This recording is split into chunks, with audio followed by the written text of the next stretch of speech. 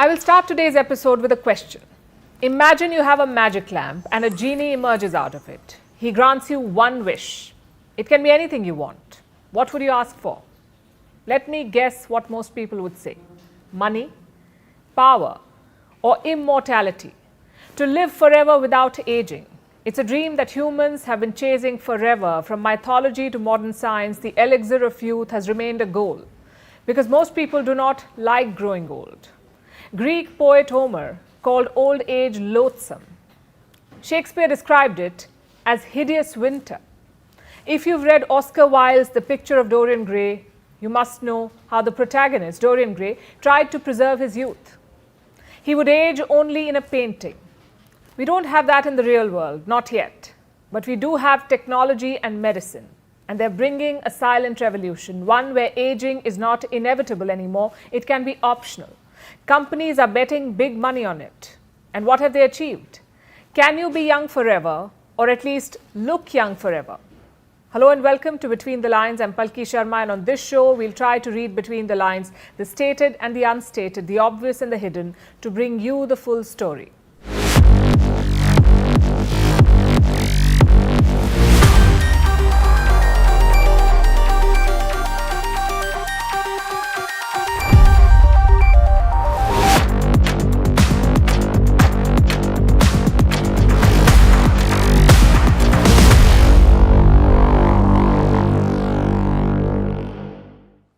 Have you heard of the Fountain of Youth?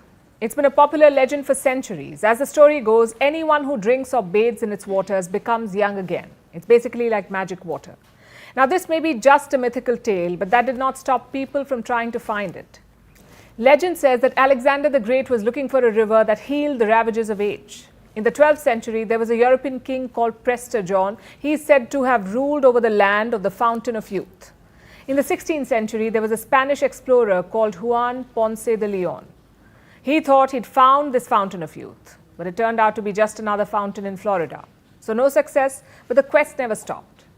We say age is just a number, but it's a number that comes with signs and consequences. Your hair will turn grey, your skin will sag, your joints will hurt, your eyesight will get worse. All of us experience it, some sooner than others. And that's how it's meant to be. Aging is a biological process. By 2050, the number of people aged 65 or above will triple. It will reach 2 billion the world over. 2 billion people over 65 years of age. You know what else will progress? The pursuit of youth. Science is making long strides. Wrinkles are already optional. So is sagging skin, age spots, and laugh lines. The medical world has a solution for all of it. Botox. It's the short form of botulinum toxin. Botox started as a way to treat involuntary muscle movements. But that's not what made it a super hit. Its rise happened in the beauty industry. You know what else Botox is called? The fountain of youth in a syringe. Botox has become the go-to solution for anyone looking to erase aging. Just a few injections and you look like a wrinkle-free teen with the wisdom of an adult. Plus, it's non-invasive. And that makes it very popular. The global Botox industry is currently worth $7 billion. By 2030, it will be more than $10 billion. So it's clearly growing fast. But why stop at Botox? There's a whole range of treatments, including surgery. You can essentially customize how you look. It's like going to the spa, but with anesthesia and a bigger bill. The global cosmetic surgery market is valued at $55 billion. By 2030, it will be worth $75 billion. It's massive. And that raises some very important questions too. How much is too much? Is there such a thing as too much Botox or too much surgery? Wanting smooth skin is fine, but does that make you young? Surgery can certainly enhance one's appearance if done right, but it cannot halt the natural aging process entirely. We will age internally. We'll experience physical and emotional changes. It's part of being human. But some people want to change that too. Until now, living forever was the stuff of science fiction. But some longevity pioneers want to make it a reality. They view aging as a disease that humans should find a cure for. And there have been some developments. Life expectancy has doubled in the last 100 years, thanks to medical science. But these people want to take it one step further. They want to make aging optional, which brings us to the anti-aging market. It is thriving. It is going through what many call the golden age. By 2025, this industry will be worth $610 billion. So how does it work? There are startups that want to reverse aging. How would they do that? Using biotechnology. It's an idea that's supported by billions of dollars of investments. And it comes from Silicon Valley's biggest minds, Jeff Bezos, Sam Altman, Larry Page. They're all financing biotech startups that will help you stay young.